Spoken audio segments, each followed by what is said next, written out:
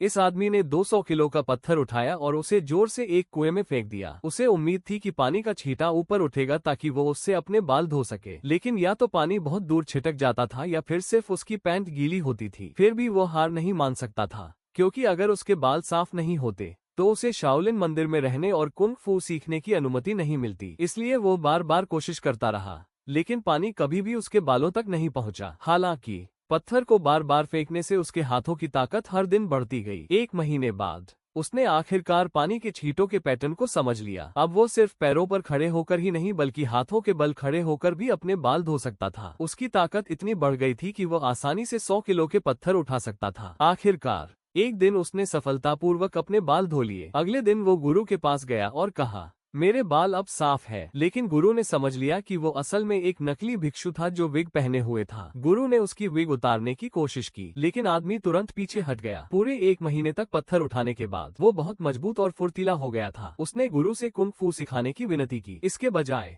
गुरु ने उसे पलट दिया और उसकी विग खींचकर उतार दी। आदमी डर गया। उसे लगा कि गुरु उसे शाओलिन मंदिर से बाहर निकाल देंगे, लेकिन गुरु ने उसे एक और मौका दिया। उन्होंने कुंग फू सिखाने का वादा एक शर्त पर किया, अगर वो बांस का उपयोग करके मंदिर की छत की मरम्मत कर दे तो उसे वहां रहने दिया जाएगा। आदमी ने तुरंत सहमति दे दी और बहुत मेहनत से काम करना शुरू कर दिया। लेकिन जब उसने नीचे दूसरे शाओलिन छात्रों को बांस की छड़ियों से अभ्यास करते देखा तो वो खुद को उनकी नकल करने से रोक नहीं पाया। उसके हाथ बांस की पट्टियों से कट गए, लेकिन फिर भी वो नहीं रुका। वो रात में सोने की कोशिश करते समय भी अभ्यास करता रहा। अगले दिन जब उसने छात्रों को अपनी लचीलापन ट्रेनिंग करते देखा तो उसने एक बांस का डंडा उठाया और फिर से उनकी नकल करने लगा। अचानक भारी बांस का डंडा गिरने लगा, लेकिन सौभाग्य से उसकी नई ताकत ने उसे नीचे गिरकर टूटने से रोक लिया। अब वो शाओलिन मंदिर की मरम्मत करते हुए गुप्त रूप से कुंग फू सीख रहा था। 1 साल बाद उसने आखिरकार मरम्मत पूरी कर ली, लेकिन उसी समय गुरु ने उसे छत को गिराने का आदेश दिया। ये सुनकर आदमी गुस्से से भर गया। वो नीचे कूद गया और गुरु से बहस करने के लिए उनकी ओर बढ़ा। हालांकि